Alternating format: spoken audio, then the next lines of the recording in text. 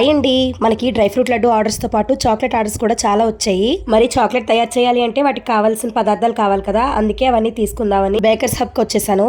ఈ పేరే ఒక తిట్టులా ఉంది. ఇక్కడ నా వాయిస్ ని ఇగ్నోర్ చేసేయండి, గొంతు పట్టేసింది. బేకింగ్ కి కావాల్సిన సామాన్లన్నీ షాప్ లో దొరికేస్తాయి. ఒక మాటలో చెప్పాలి, షాపు తిరిగి వెతుక్కొని కొనుక్కునే పని లేకుండా ఇదో బేకింగ్ కి డిమార్ట్ లాగా ఉన్నది.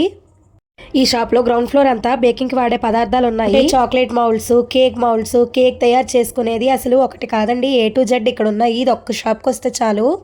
మీరు కేక్ లో వేసుకునే ఎసెన్స్ దగ్గర నుంచి ఇప్పుడు ప్రెసెంట్ ట్రెండింగ్ లో ఉన్న డ్రీమ్ కేక్ బాక్సుల వరకు అన్ని ఇక్కడ ఉన్నాయి. అండ్ ఇది హోల్సేల్ మార్కెట్ కూడా. నాకు చాక్లెట్ ఆర్డర్స్ కొంచెం ఎక్కువ ఉన్నాయని నేను ఇక్కడ 2 డార్క్ కాంపౌండ్, 2 మిల్క్ కాంపౌండ్, అలానే ఒక వైట్ కాంపౌండ్ తీసుకున్నాను. నేను తీసుకున్న వాటితోని ఎలా చాక్లెట్ చేసి కస్టమర్స్ కి ఇస్తాను అనేది నెక్స్ట్ వీడియోలో చూసేయండి.